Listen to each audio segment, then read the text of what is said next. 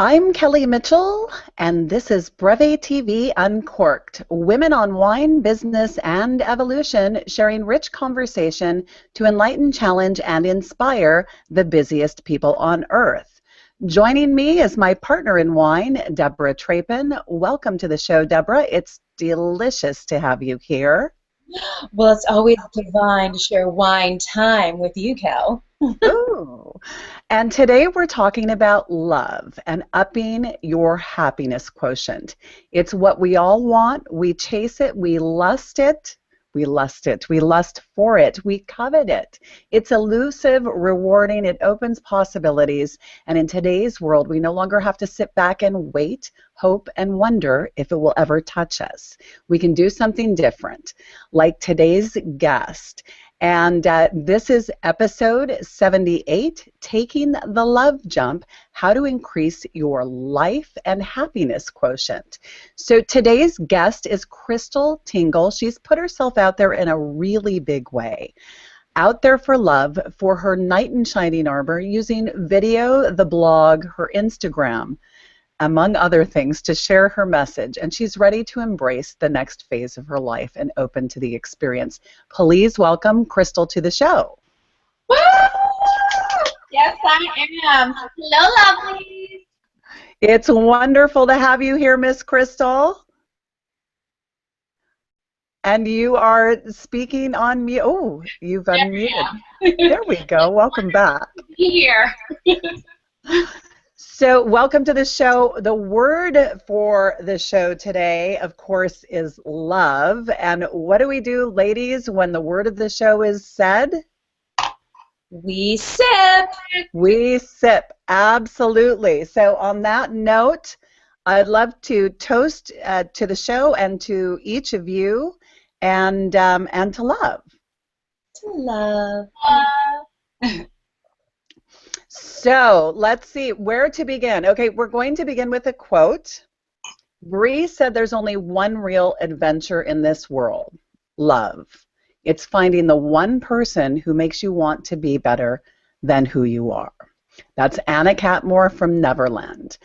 And with that, I would love to jump into what's in our glasses today. Debra, let's start with you. Oh, yeah, I love starting. So I have a delicious Washington wine, of course, and this is from Smasne Cellars. Smasne. You see that actually there's a little, see a little tractor on there? Isn't that cute? Oh, yeah. Isn't that cute? They're so cute. This is their Aligote, and Aligote is a very rare white grape that's pretty much only grown in the Burgundy area of France, except for here in Washington. And what really made it famous was a delicious French cocktail called the Cure. The Cure Royale has bubbles in it, but the Cure cocktail, which is mixed with white wine and cassis, is what made the grape famous. So it's a 2011, and it is awesome. It is apples, it is brie, it is lemon, it is delicious. No food required. Ah, I love it. I love it. Thank you for sharing that, and it sounds delicious. Krystal, how about you? What's in your glass today?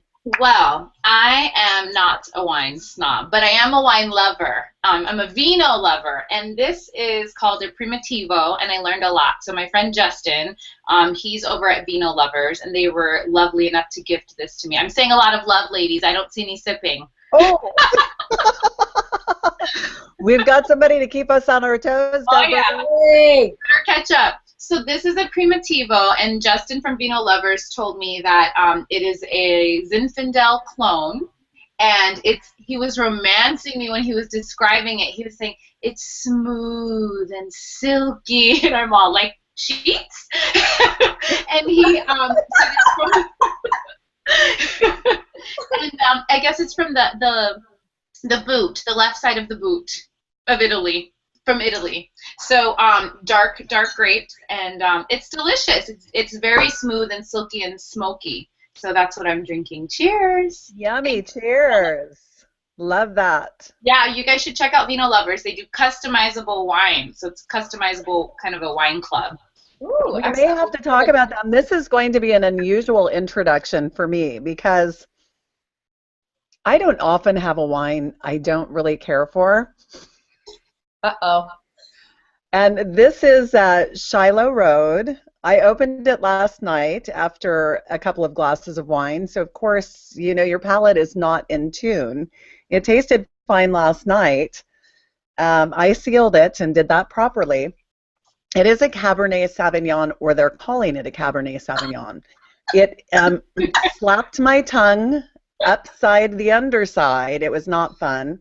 Oh. And it's going to be all I can do to get through this show and sip. So Shiloh Road.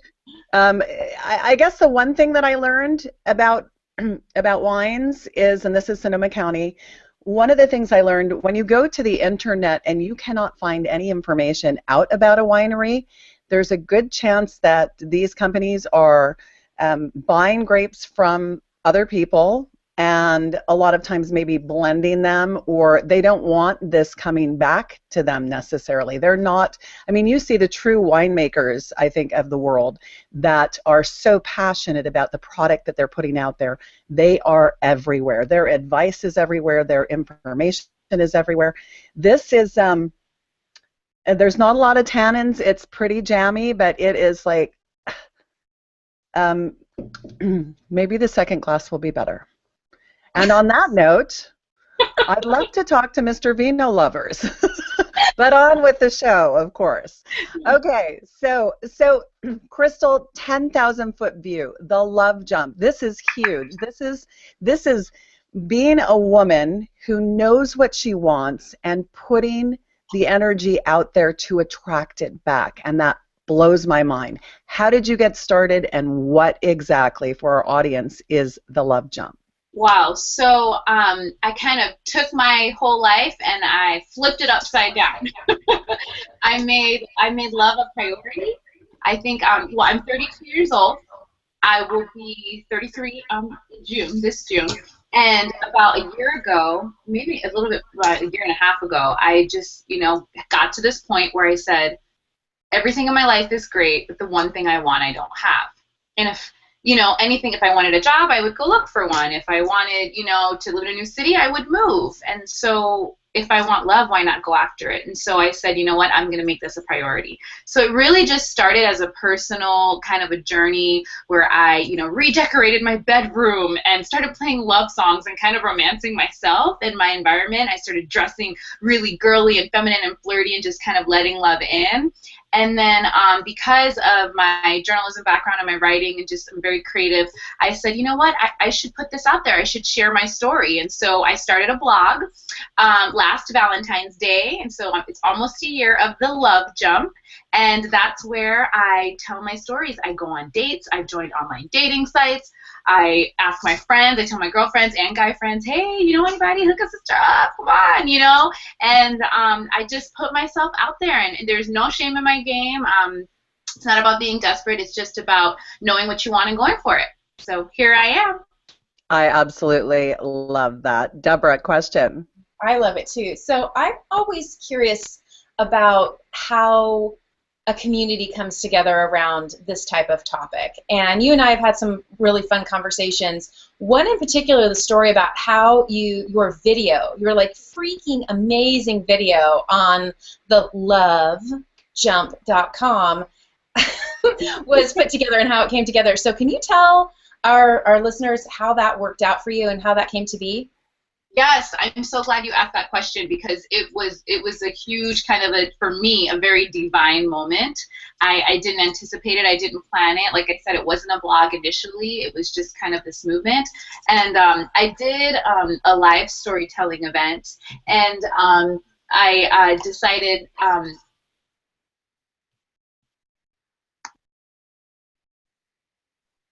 You decided Oh, we can't hear you. You muted yourself, honey. I don't know if there's timeout on this. There's not a timeout. Are you okay? No, I have to give someone something I didn't realize, so I apologize. I'm completely... Commercial break.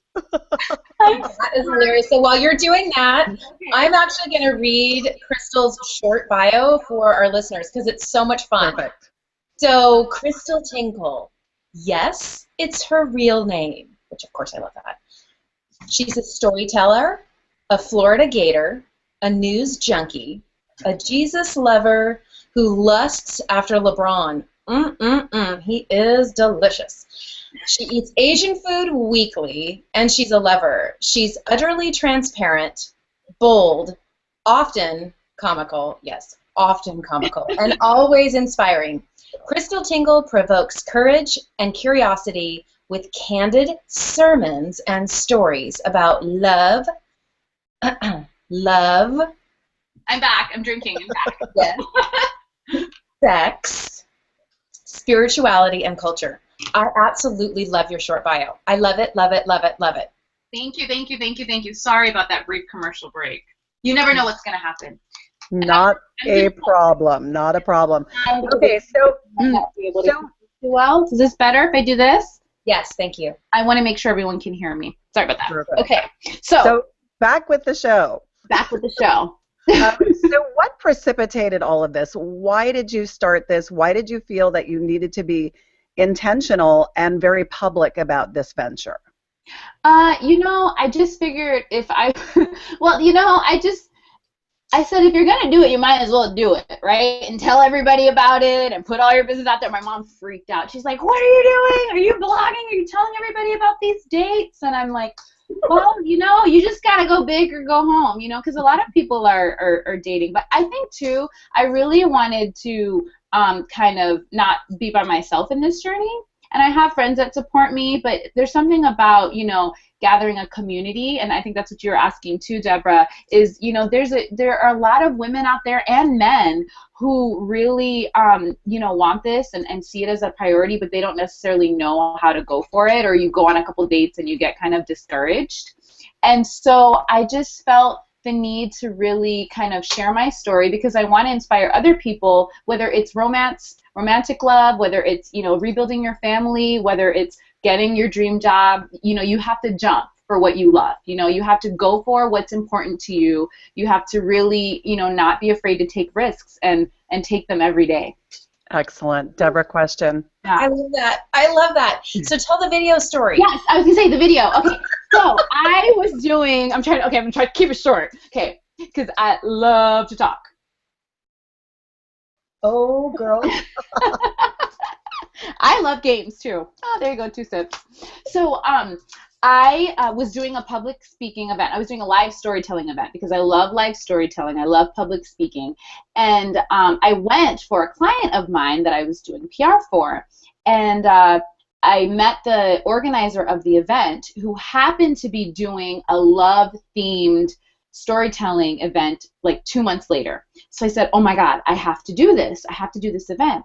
So I met with her. I told her, hey, I'm Krystal. Hi, I've never been in love. I know. I'm not crazy. Don't worry. And she says, so I brought her all of my journals because I've been journaling since I was in middle school. I have all my journals since like the 6th grade and my diaries and stacks of them. And it's so funny to go back and read them. I meet with her and she says, I've always had this vision to, create someone's silhouette as a photographer and put journal and diary pages in the middle of them. I was like, really? So she's like, would you mind if I photographed you and shot your video? And I'm all, have you met me? I'm like the biggest ham in the world. Of course I want to do that.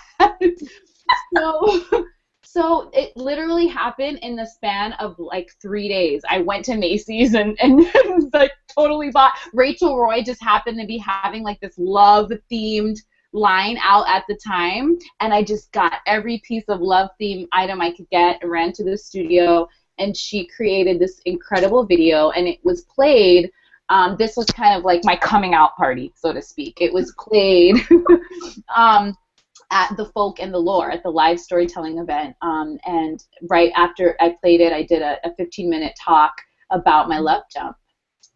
Love that. That is wonderful. Yeah. Wonderful stuff.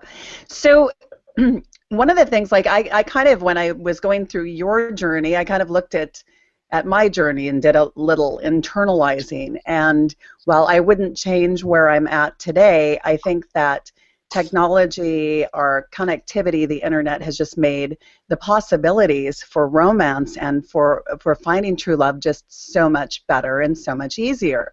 So my question to you is, now you're blogging about your dates and your experiences. I know of many people, myself included, who wasted a number of years in some situations with people who weren't the right fit.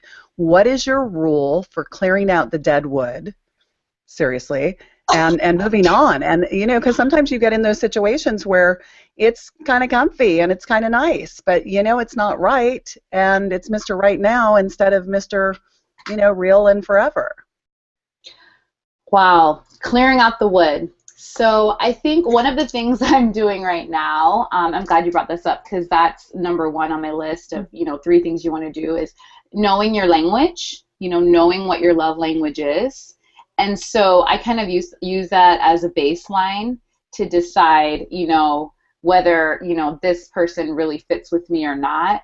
I'm also reading a book right now called Calling in the One by, I believe her name is Kathleen Woodard. I may be massacring her name, but it's an awesome book, and what it does, it really helps you kind of dig into, you know, your heart and your personal development and see, you know, what your needs are. And I think that's a first step to knowing, you know, who the wins are and who the not so winning, you know, guys are. So that's what I do. That's not to say that I don't, you know, have a little fun every now and then with just, you know, maybe someone who I'm not going to be with forever, but I believe there's always something that you can learn from every relationship, right? Good or bad, whether it's 2 minutes or 20 years. There's always, you know, a moment to have an exchange with someone. And so that's kind of how I'm looking at dating right now and taking the love jump, is none of it is in vain. None of it is a waste of time, because at the end of the day, I love people. One of them will be the man of my dreams. And then maybe 20 of them will be at my wedding. Excellent. Debra. I love that. Okay, so we love to inspire the women who watch the show. And one of the things that I love about you is that you are just bold about this love jump you are on. And so I'd love for you to share kind of the craziest jump you made in your love jump so far. Like, what was the, like, I cannot believe I did this. I walked up, I did whatever it is. So share, like, give us some inspiration to, like, So, and this is something I think every woman should do in their lifetime. I went on vacation by myself. So if you haven't done it, I highly recommend it. It was a crazy transformational time. Last summer, I quit my job, I took a month off, and I said, you know what? I'm going to take a breather. So I booked a ticket to Belize, and Debra, you're actually the inspiration to this. Debra was telling me about how she went to Belize at one point, and I said, you know what? I gotta go to Belize. So I went to Belize, and I realized I got on the plane, and I hadn't given anyone the hotel that I was staying at. So I'm like literally taking off out of Miami, and I'm like, oh, I better text my sister and let her know where I'm staying. So I went to Belize by myself for 10 days, and on the second night I was there, I met Captain. And that is probably the biggest jump I've taken. And he was a very kind, very sweet gentleman who I spent my entire vacation with. And it was crazy. I mean, my mom the whole time was like, don't go on a boat with any captain by yourself. You know, you'll end up overboard somewhere. And I did. I let him in, and I was so vulnerable. I was so open. And some people may have said, gosh, you know, you're being really stupid, or you're not being wise. You know, he was, you know, we went out to dinner. I met friends and family. We went on boat rides. He took me snorkeling. It was pretty much a dream. I couldn't have made it up myself. We walked on the beach. It was just this crazy whirlwind, you know, 10-day trip. But it was such an epic love jump because I really let myself go in a good way, you know, and I really just, I chose to trust. And I think sometimes in life and work, it's so easy for us to, you know, have our guards so far up that we just don't ever let anyone in, whether we're afraid of being hurt or, you know, and everything wasn't perfect with him, but at the end of the day, like, I would not take that trip back for anything. So, and Captain, I wrote about him. There's a Captain Chronicles on the Love Jump on the blog, so you should go check it out because it's a really fun kind of a story, and it will be in my book. I love it. Yay. Good stuff. Good stuff. Okay, so the list. The list is something that I finally decided that in an effort to help my single friends newly single or continually single, I was going to ask them to compose a list. Chronically single. Chronically, I did not say that, but it was on the tip of my tongue. But having been one, so I think I got to the point where I finally did a list because I was so falling from one set of arms to another because it was easy. And what I found was a lot of unhappiness or unmet dreams. And I think that if people create a list, you're the best, right? You create a list of the things that you absolutely cannot live without. So when you're running into somebody or you meet a captain or whatever, you go, okay, he's got 7 out of the 10 I must haves, and on the list of the things that would be nice, he's got 3. That's not bad. But by being with Mr. Right now, you might miss out on Mr. Right, and hence the philosophy or the philosophy behind the list. So what is your, how do you determine if somebody is worthy? Because you're an amazing young woman. You have a lot to offer. If somebody is worthy from a longer standpoint, do you have a way that you evaluate, or is it more by gut? How do you do it? I would say, second, I'd probably go a lot more just by my spirit and my intuition and my discernment. I have this saying I say, you always know. It's that simple. You always know. I was in Belize with Captain, and I knew. I was envisioning, my wedding on a lighthouse off of the coast of Belize, and my life lived in Cuba, island hopping with my 6 Belizean Jamaican children. But but I knew, and so I do have a list, but I kind of took it, and went like this, you just gotta, because at the end of the day, it's really, I think, going to come down to not so much what you feel, but what you know in your spirit and in your heart. But there definitely are things, and I would even say for me, I'm no expert. Obviously, if I were an expert, I wouldn't be here. But what I'm learning is that the first list we need to make is what we have to offer, and not in a boastful way, not in a way that it's like I'm all that in a bag of chips, but what am I really bringing to the table? What makes me lovable? I've been asking myself that question a lot. What are the list of things that make me a lovable person? And what about myself do I need to, how can I grow, my capacity to be lovable and to be loved? Because I think that's kind of where you start. And then, tall, dark, handsome, money in the bank. Those are so cute. You are so cute. I love it. The youth at my church did this whole small group called "Would You Date You?" and it was life-changing for them. I mean, these are young kids, between 14 and 20, and they were learning about how to date and how to be the ideal person to date. And so I love that philosophy of what is my list? And yeah, you might be the cat's meow when you write that list, but it's important for you to remind yourself of how fabulous you are too. That's true. So, I would love to know, what did you want to be when you grew up? Oh, that's such a fun question.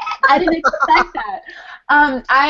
Honestly, I know every black woman says this probably. I don't know. I wanted to be Oprah. I promise you, but it's not like, we all kind of are in, marketing and PR and media, and we all just want to be Oprah. No, I was 10 years old. I can remember coming home from school, and I would watch, especially, and then during the summer, I was kind of a soap opera junkie. It's bizarre. Now I'm like, how did my parents let me watch that? But I would watch All My Children at 1, One Life to Live at 2, General Hospital at 3, and then Oprah at 4. And then I'd watch Mickey Mouse Club and Kids Incorporated. I promise you, this was my routine. Oh my gosh! And I was probably 10, 11 years old, and I just said, that is what I want to do, because I was that girl who, you know, my second grade teacher, Miss Permenter, said, you know, Krystal's great. She just talks too much.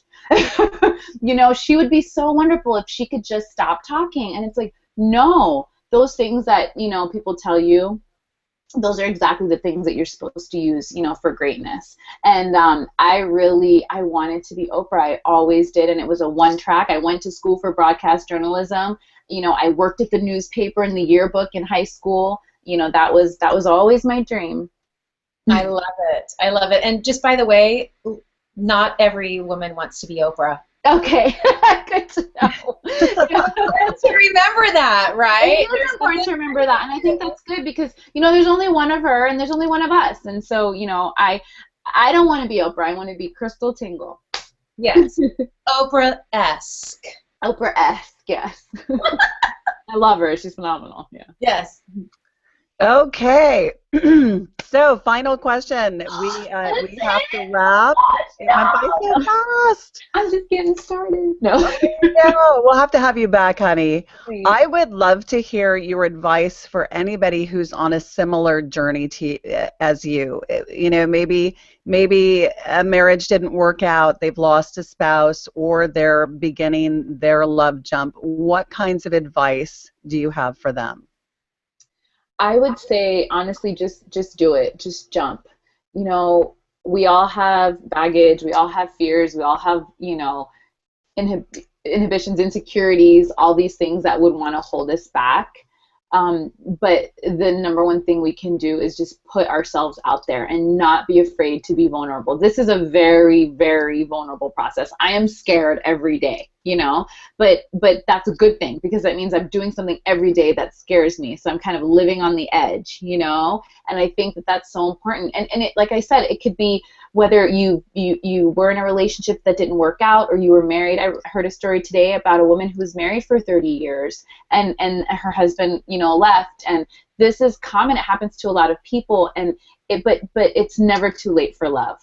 And so I would just say just to jump. And if it's your job, you know, if it's your career and you feel like you want to be an entrepreneur, then jump. Whatever it is, just do it. Just don't wait. Just do it. Every day. Don't give up. I got more of those. Take the love jump. Excellent, excellent. Thank you so much for joining us, Krystal. We really appreciate it. Thank you for having me. This has been so much fun. Sorry about the brief commercial break. No worries, no worries.